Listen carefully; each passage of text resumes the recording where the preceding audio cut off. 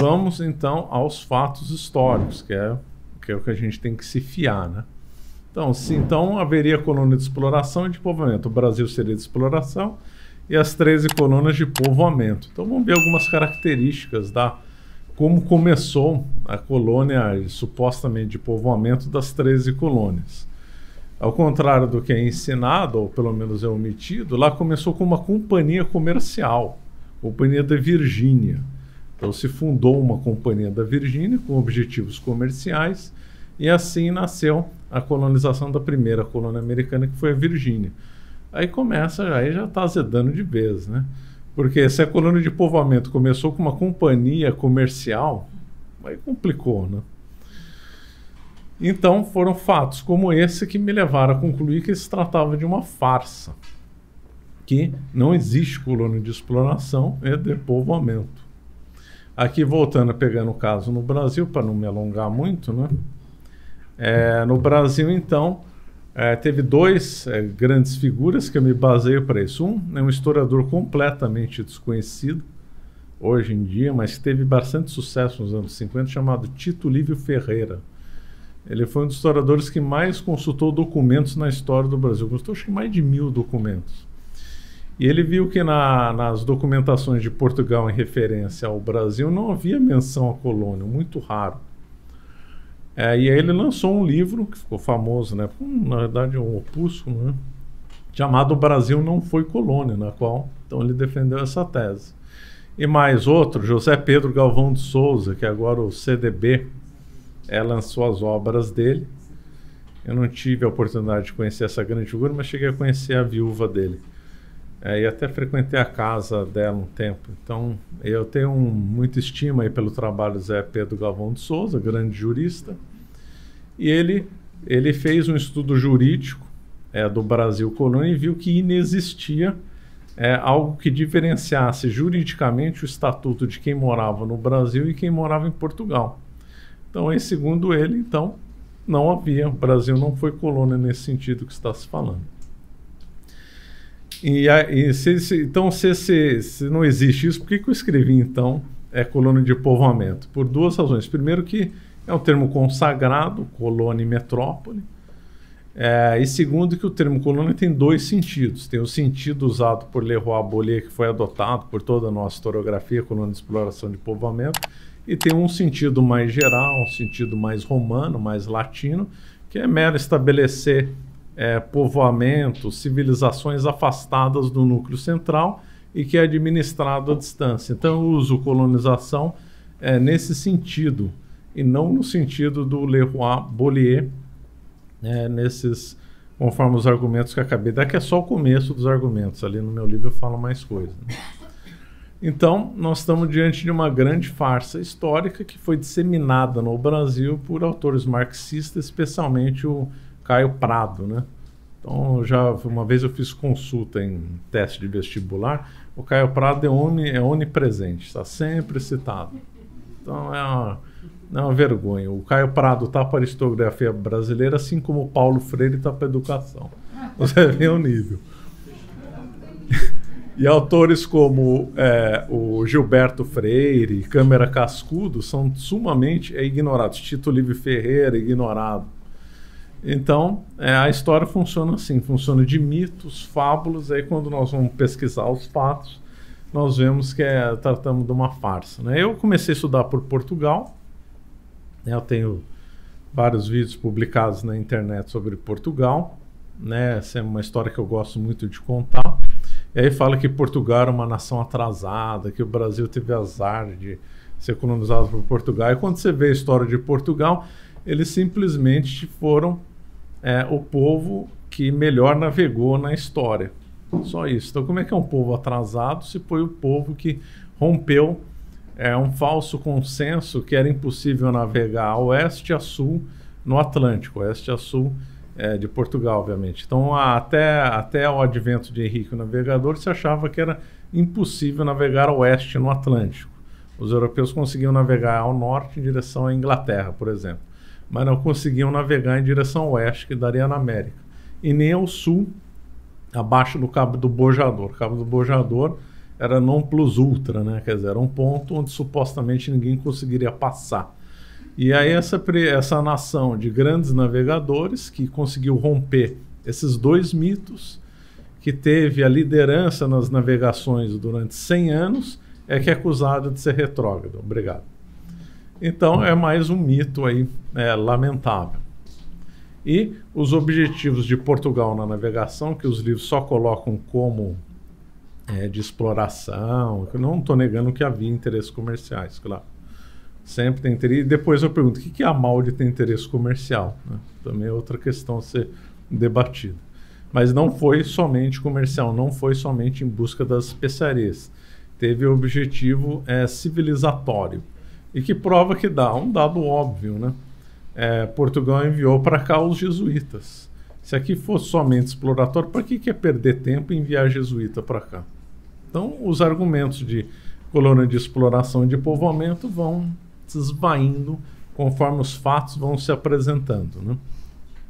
Idem no mundo espanhol, que também enviou jesuítas, dominicanos, agostinhos, franciscanos para as colônias. O termo vice-reino, que era usado na colonização espanhola, significa no lugar do rei. Então, os índios eram considerados como súditos da rainha e do rei da Espanha. Pensando na rainha por causa que é do tempo da rainha Isabel, né? E os documentos mostram justamente isso, que a Espanha, então, teve caciques com título de nobreza, caciques que viajaram para a Espanha foram recebidos na corte dos reis. Então, nós vemos que a história é muito diferente do que se conta, né?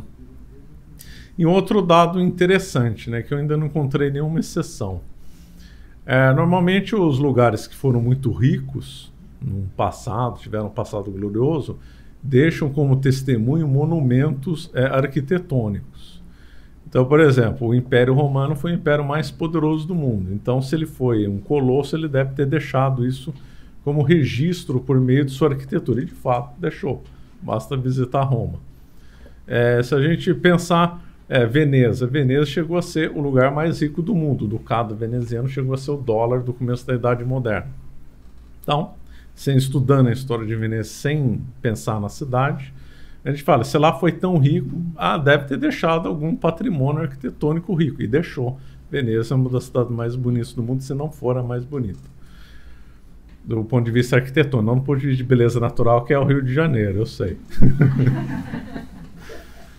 Idem, o argumento vale para Florença. Florença foi um lugar mais rico, uma cidade mais rica do mundo durante um tempo. E deve ter deixado isso como registro arquitetônico. Idem, deixou. Se as 13 colônias fossem muito ricas, ela também deveria ter deixado isso como patrimônio arquitetônico. Investigando, não tem nada relevante nas 13 colônias. É muito estranho, então. Se as 13 colônias fossem realmente muito ricas, cadê o patrimônio arquitetônico relevante que eles deixaram? Não tem. E, olhando para o Brasil, se o Brasil então foi uma miséria só de exploração, então não tinha que ter deixado nenhum patrimônio histórico interessante. Ora, aí quando a gente vê, existem cidades como Ouro Preto, Salvador, próprio Rio de Janeiro, que está desfigurado, mas foi um resultado disso. Recife, que também foi desfigurado. São Luís, que ao contrário do que reza a lenda, não foi fundado por franceses. Os franceses fundaram um forte, a cidade inteira é portuguesa. Então, o que nós vemos o contrário é o seguinte, as 13 colônias não deixaram nenhum vestido arquitetônico relevante. E o Brasil deixou vestígios de uma arquitetura belíssima, estilo próprio, estilo barroco mineiro, vários autores dizem que é próprio, né, uma marca única. O barroco mineiro é diferente do barroco europeu, que é diferente do barroco colonial espanhol. E eu desafio qualquer um a achar uma cidade fundada. Ouro Preto foi fundado em 1602, se não me falha a memória. Eu desafio alguém a achar uma cidade mais bonita no mundo inteiro fundada no século XVII.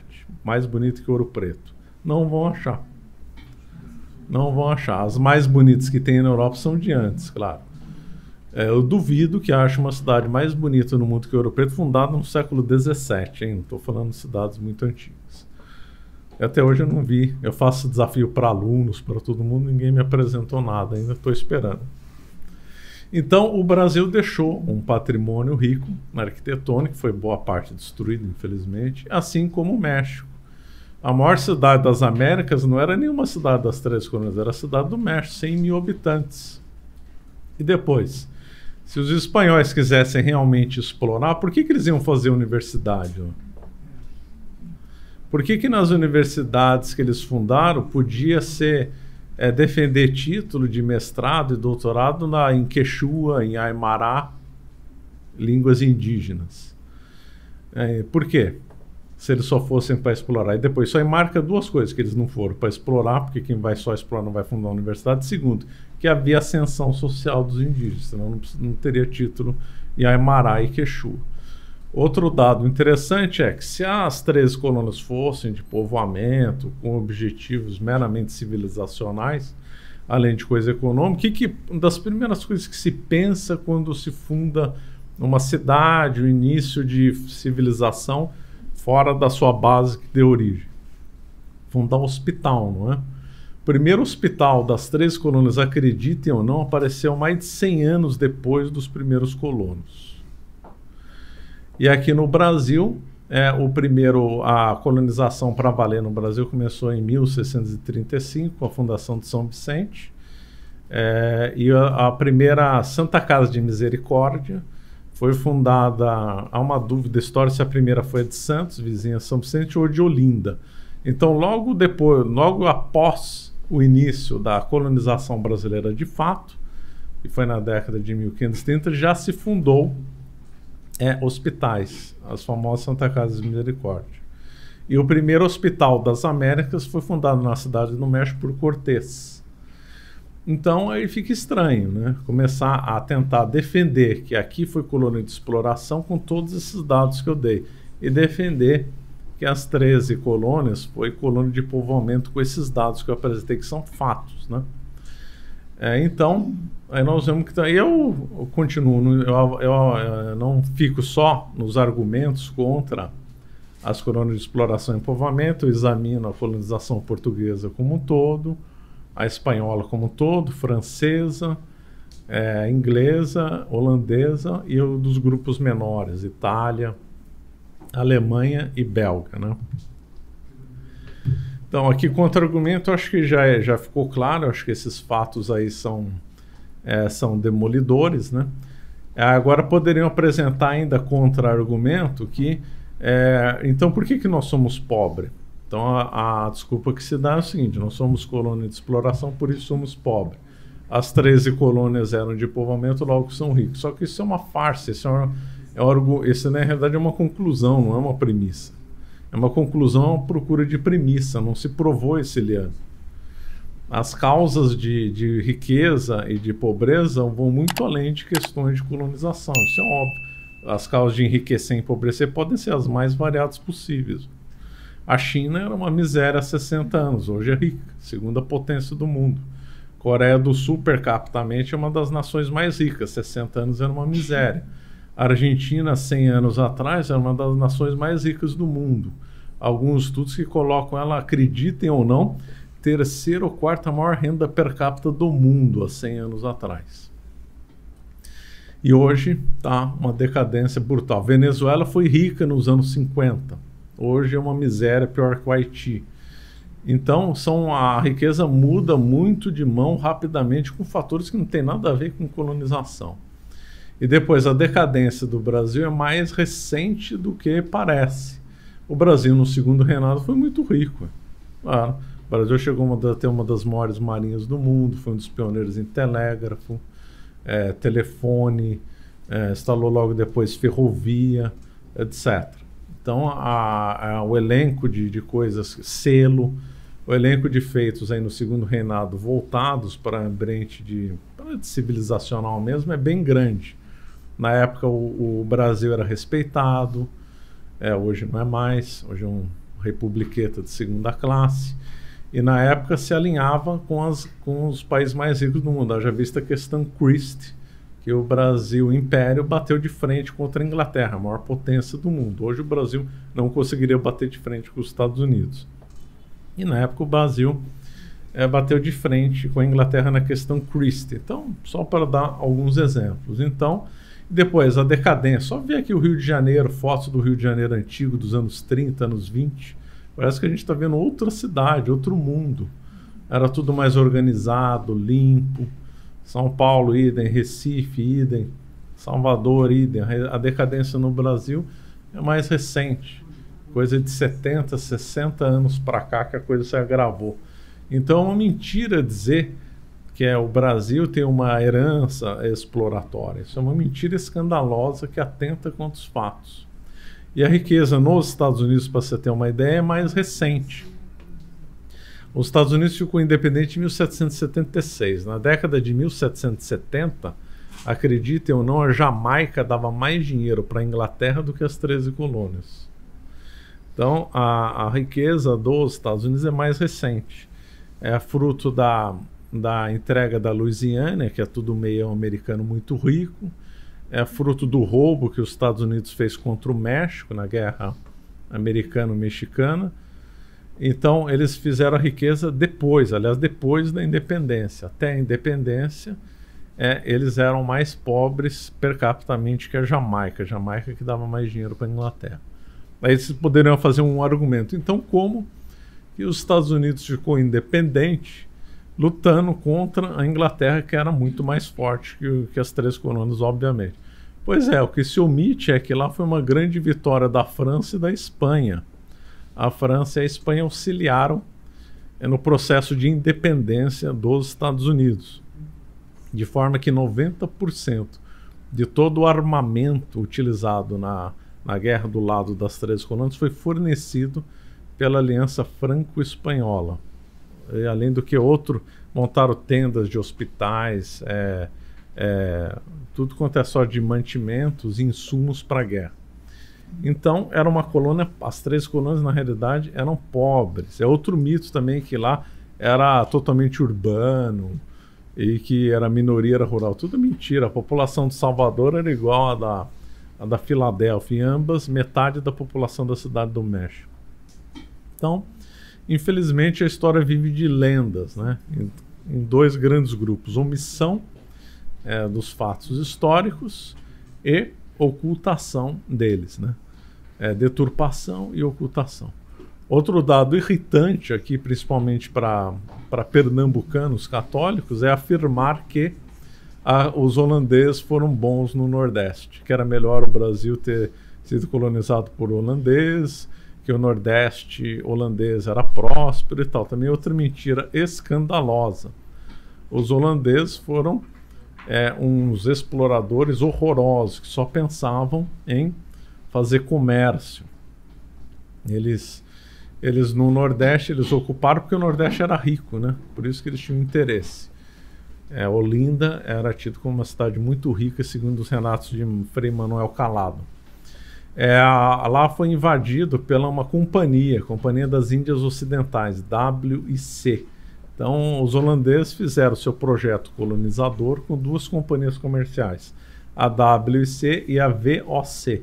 A WIC, Companhia das Índias Ocidentais, obviamente com o Ocidente, e a Companhia das Índias Orientais com o Oriente. E essas 2 companhias entraram em guerra contra Portugal, a Guerra Luso-Holandesa.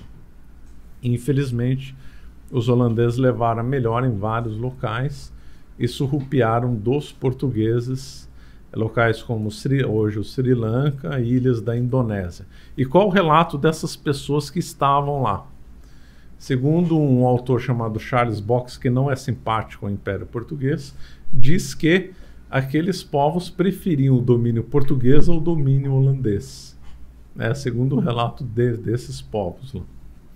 E eles só pensavam em exploração, não tinham propostas civilizacionais, não estavam nem aí com os nativos, não fundavam hospitais para nativos, para nada, só foram meramente exploratórios. E o Nordeste do Brasil, ao contrário do que é papagaiado por aí, na realidade os holandeses só estabeleceram um domínio comercial lá. Na realidade eles geraram várias crises no interior dos engenhos, promoveram desestabilização, perseguiram a religião, proibiram procissões, fizeram 2 massacres brutais, o de Cunhaú e o de Uruaçu. Então, era uma gente que é completamente diferente do mito, que eram bons, que eram pessoas voltadas para as artes, etc. Lembrando que o Maurício de Nassau, né, grande figura desse tempo, ele estimulou muito as artes, muito bem. Aí quando se vai na casa dele na Holanda, eu não tive lá, mas eu sei de informação, tem várias obras do Brasil lá. Ou seja, ele era se vamos dizer assim, ele era aqueles de fulano tipo quase 10 dedos, sabe? Era mais ou menos esse o estilo dele. Ele chegou a ser processado por corrupção pela WC e levou embora vários bens que seriam do Brasil, né? De obras que ele contratou para ficar no palácio. Ele levou embora, tá lá. No museu dedicado a ele lá na Holanda, ele tem as obras lá. Mas como ele era de família importante, o caso foi abafado, né? Não se abafam só casos no Brasil, viu? Se isso serve de consolo. Lá também tem STF também, né? Com outro nome também. Teve essas absolvições também misteriosas.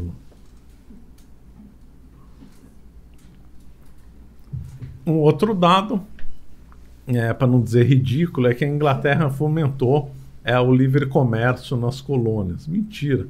A Inglaterra fez várias companhias monopolísticas, companhias majestáticas. Então, ela terceirizava a colonização por meio de companhias. Essas companhias tinham monopólios. Então, a companhia mais poderosa do mundo foi a Companhia das Índias Orientais Britânicas. Chegou a ser capaz de organizar um exército de 100 mil pessoas, 100 mil mercenários, né? Ultra poderosa, com capacidade de declarar guerra. E de fato declarou guerra na China. Então, para você ver um nível de operação que a Companhia das Índias Orientais fazia. Então, ela conseguiu alguns portos na comércio com a China. Qual que era o comércio com a China? Vender ópio para o chinês, que era levado da Birmânia, também colônia inglesa, em troca de bens da China, seda e outros, chá da China. E aí então, só que aconteceu, né? O ópio vicia, o ópio é droga, né? E aí o imperador resolveu proibir o comércio de ópio, com toda a razão, né? E aí então, a Companhia das Índias declarou guerra à China. Quem declarou guerra à China, na verdade, foi a Companhia das Índias Orientais Britânicas, que venceu, né? Teve a primeira guerra do ópio, a segunda guerra do ópio. Então, na realidade, eles eram traficantes de drogas, a companhia mais rica do mundo. E com monopólio do chá, que era vendido para as 13 colônias.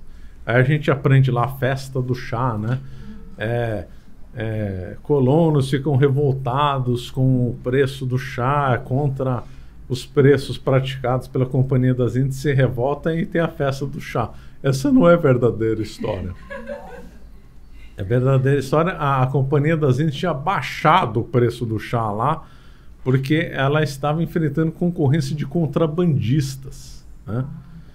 E aí, quando os contrabandistas viram que ela tinha baixado o preço, iam perder mercado, os contrabandistas financiaram a revolta do chá. E alguns desses contrabandistas assinaram a Declaração de Independência dos Estados Unidos. O mais famoso dele é o John Hancock, né, que elas têm a assinatura maior na Declaração dos Estados Unidos. Assinar em inglês esse nome de dá um Hancock aí, porque ele era contrabandista, né? Samuel Adams também era contrabandista. Então, essa é a verdadeira história, senhor. Desculpa ter decepcionado quem adora a Inglaterra.